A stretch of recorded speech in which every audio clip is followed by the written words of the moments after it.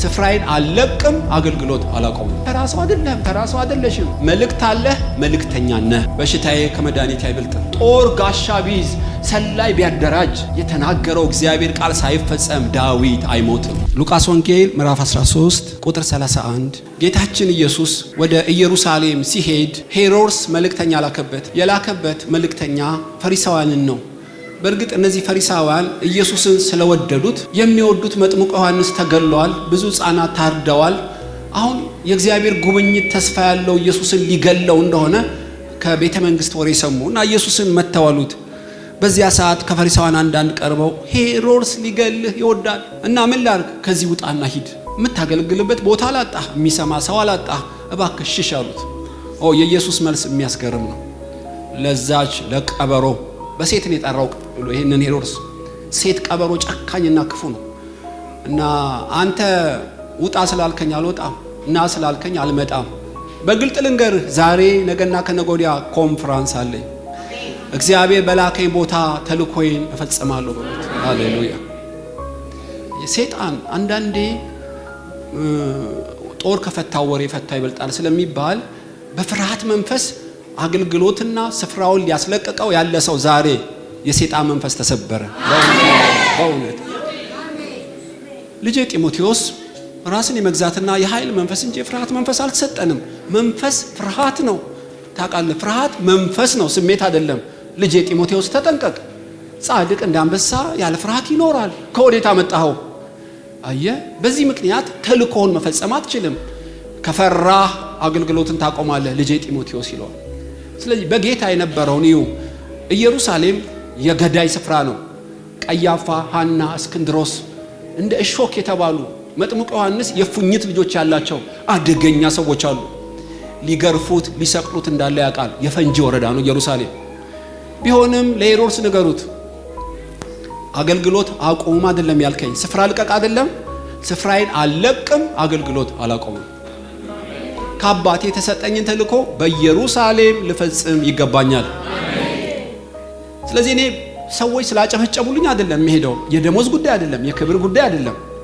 በኢየሩሳሌም ትንቢቱ ቃል ይፈጸም ዘንድ የሰው ልጅ ከኢየሩሳሌም ውጪ ሊሰቀል አይገባውም። ተመልከቱ፣ ዛሬ ስላለ መፍራት ከጽድቅ ስለሚገኝ ድፍረት ነው እግዚአብሔር እንድናገራችሁ የሞላኝ። በእውነት እግዚአብሔር ከመንፈስ ቅዱስ የሚገኝ ድፍረት ይሙላባችሁ። አሜን።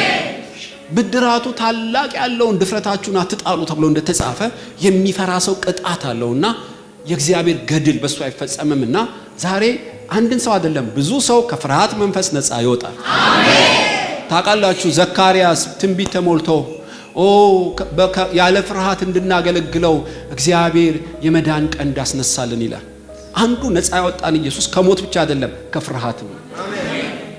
ዛሬ ምሳሌ ሆኖ የሚነግረን ጌታ የተወለደው በኤፍራታ ቤተልሔም ነው። ለምን ብትሉ ትንቢቱ ቃል ይፈጸም ዘንድ ነው። ልጅ ሆኖ ያደገው በግብጽ ነው። ለምን? ልጄን ከግብጽ ጠራሁት የተባለው ይፈጸም ዘንድ ነው። ወደ ናዝሬት ሄዶ በጎልማሳነት ዘመን ኖሯል። ናዝራዊ ይባላል የተባለው ይፈጸም ዘንድ ነው። ወደ ኢየሩሳሌም መጣ። ለምን? የሰው ልጅ በኢየሩሳሌም ሊሰቀል ይገባዋል ተብሎ የተጻፈው ይፈጸም ዘንድ ነው። የተጻፈው በሕይወታችን የሚፈጸመው ከፍርሃት ውጪ ስንሆን ነው። የሚፈራ ሰው ብዙ መዘዝ አለው ልነግራችሁ እችላለሁ። ለምንድን ነው ግብ የጨበጣ ውጊያ በኢየሩሳሌም የሆነው? ኢየሱስ በኢየሩሳሌም ከሄደ በሄሮድስ ላይ ያለው የቀበሮ መንፈስ አቅሙ ይዳከማል። አንቺ ባለሽበት ክፉ ከልካይ ነሽ። አሜን። ተራሰው አይደለሽም ብራዘር፣ ተራሰው አይደለህም።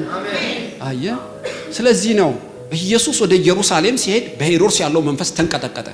ለምን? ክፉን ከልካይ እንደሆነ። ኢየሱስ ውስጥ ያለው መንፈስ ከሄሮድስ ያለው መንፈስ ስለሚያስረው ሄሮድስ ገና ከሩቁ ተቃጠለ። እኔ አገልግሎት አቆም አልልህም፣ እንደራደር፣ ሌላ ቦታ አገልግል፣ ስፍራዬን ግን ልቀቅ፣ እኔ ግዛት አትግባለው። አንተ ግዛት መጣኋለሁ። የእግዚአብሔር መንግስት የገሃነም ደጃ ችሏት አመጣለሁ። በግልጥ ነው፣ ተደብቄ አይደለም፣ በግልጥ ነው መጣው። ዛሬ ነገ ከነገ ወዲያ ኮንፈረንስ አለኝ። አባቴ ልኮኛል። በኢየሩሳሌም ልሰቀል ይገባኛል። የሚገርም ነው። ስለምንድን ነው ኢየሱስ ይሄን ያለው ብትሉ አንድ የገባው ነገር አለ። ዶሮ ጫጩቶቿን እንደምትጠብቅ እኔ ጠባቂ ነኝ። ዶሮ አንሳት ከጫጩቶቿ የአሞራ የድመቶች መጫወቻ ነው የምትሆን። እናት ዶሮ ግን ከሷ በላይ ውሻ እንኳን ቢመጣ መልኳ ይቀየራል። አሞራ ቢመጣ በህይወት እያለች ልጆቿን አታስበላም። ኢየሱስ እንደ እናት ዶሮ ነው ራሱን የመሰለው።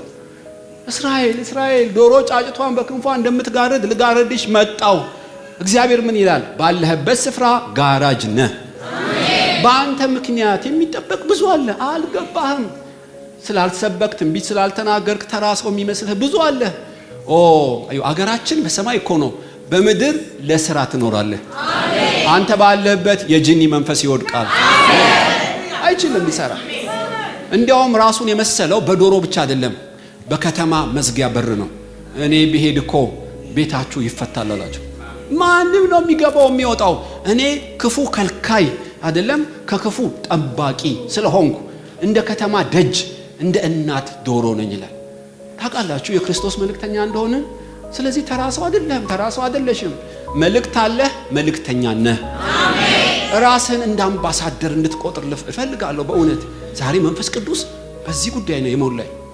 የምንፈራ ከሆነ ስጋና ደምን ሁለት በደል እንፈጸማለን። አንደኛ ስፍራህን ትለቃለህ። አየህ የምንፈራው አንዳንዶች የምንፈራው ምንድነው? ኢኮኖሚን ነው። አብርሃምም ረሃብ ነበረ። ረሃቡን ስለፈራ ወደ ግብጽ ሄደ። ግብጽ የላከው ማን ነው? እግዚአብሔር አይደለም፣ እንጀራ።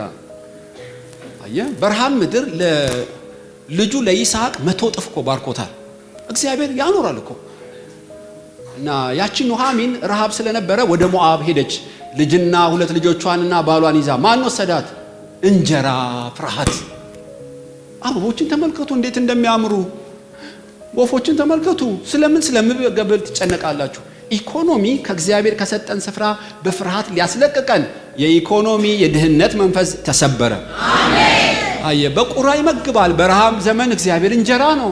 በማዕበል ዘመን መተላለፊያ ኢየሱስ ነው። አሜን። አብርሃም ስፍራውን ለምን ለቀቀ? እንጀራ ነው ያስለቀቀው። የኢኮኖሚ ፍርሃት። እዛም ፈራ። ሚስቴን ስለ ሚስቴ ሲሉ ይገሉኛል አለ። ሚስቱንም ፓትሪያርኩ እህቴ ነች አለ። ፓትሪያርክ ይዋሻል? አብርሃም ዋሸ። ለበረከት የሆነው አብርሃም ለመርገም ሆነ። ፈርዖንና ቤቱን እግዚአብሔር ቀሰፈ። ለምን? በፍርሃት ስፍራውን ስለቀየረ ጸጋ አብርሃም አነሰው ማለት ነው። አጋርን የሚያመጣው በፍርሃት ስፍራውን ከቀየረበት ቦታ ነው። ታውቃላችሁ ስፍራ ስንፈራ ምን እንሆናለን? ስፍራ እንቀይራለን። ዳዊትም አንድ ቀን በሳኦል እጅ ሞታለሁ ብሎ ፈራ። ቀጣዩን ሄዳችሁ አንብቡ። ወደ አልተገረዙት ወደ ፍልስጤሞች ሄደ። ጣዖት የሚያመልኩ ያልተገረዙትን 1 ዓመት ከ2 ወር ዳዊት አገለገላቸው። ለምን ብትሉ ሳኦል ይገለኛል ብሎ ፈራ። ሳኦል ይገለዋል? አይገለውም። ለምን አይገለውም? ንጉሥ እንዲሆን በማይዋሻው በሳሙኤልና በእግዚአብሔር ተቀብቷልና።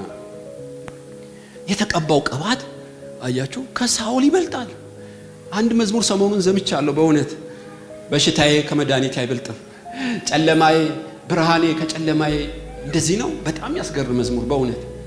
እና ዳዊት ሳኦልን ፈራው። ጦር ጋሻ ቢይዝ ሰላይ ቢያደራጅ የተናገረው እግዚአብሔር ቃል ሳይፈጸም ዳዊት አይሞትም። አሜን። ስለፈራ ስፍራውን ቀየረ። መቀየር ብቻ አይደለም፣ ያልተገረዘውን አንኩስን ያገለግለው ነበር።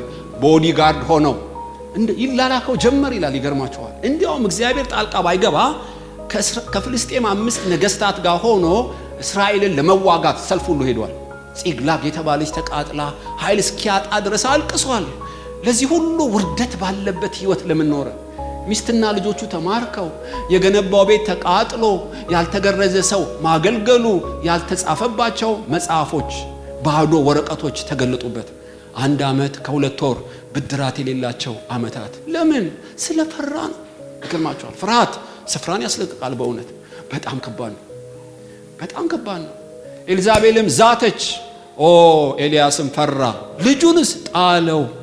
ጸጋን ያስጥላል። ሰማያትን መክፈትና መዝጋት የሚችለው ኤልያስ በአንዲት ያልተገረዘች አጋንንት በሞላባት ሴት ዛቻ ፈራ። ግደለኝ ከአባቶች ያልበልጥም አለ። ለዚህ ሁሉ ያበቃው ምንድን ነው? ፍርሃት ነው። እግዚአብሔር ተገልጦ ምን ሆነሃል አለው።